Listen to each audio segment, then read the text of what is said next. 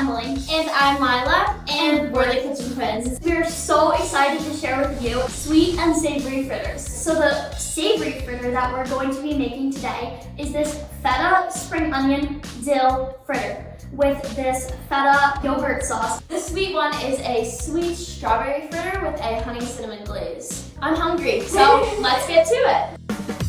Let's get started on the dill, feta, and onion fritters. In our bowl, we're first going to add 1 cup of flour. Now, one tip that we like to say, just because I was gluten-free for a while, is that you can use oat flour here. You just blend rolled oats into the blender and it's a great gluten-free alternative. Now we've got 2 eggs that we're putting right in here, pre-whisked. We've got a 1/4 cup of milk. Our go-to is almond milk, but anything will work just fine. And of course some salt and pepper. This is mixing up super quickly. We're gonna add a cup of chopped feta. And we like feta because it has that perfect, distinct tart little flavor, and you get the chunks of it in the fritters, which I mean is just. And when they're warm, it's gooey. Oh my gosh! And then a cup of chopped spring onions. These are just like your normal green onions. 1/2 cup of chopped dill. It may seem like a lot, but trust me, you want a lot of it. And now we're gonna add a clove of garlic, kind of just to tie this whole recipe together. You take scoops of these into the pan while the oil is a little bit heated already. And then you flip them after about 3 minutes, golden brown, take them out.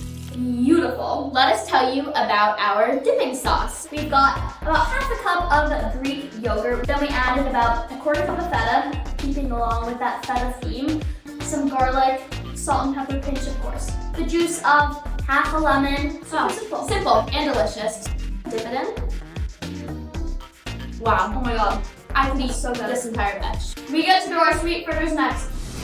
Again, starting off with our 1 cup of flour, 2 tablespoons of sugar, a teaspoon of cinnamon, 2 teaspoons of baking powder, a cup of coconut milk, and we love this because you can't really taste the coconut, but it adds a really nice, rich, light flavor. And then an egg just to tie this all together. Alright, so now we're gonna whisk this all up before we add our strawberries. This is a great breakfast. It's kind of like pancakes. And you cook them for about 4 minutes on each side until they're nice, brown, and crispy, and then you flip them. And then we just have a cinnamon and honey glaze. Oh my god, this is so pretty. Bye. Cheers. Oh my god. Okay, this is I'm probably speechless. They're so good.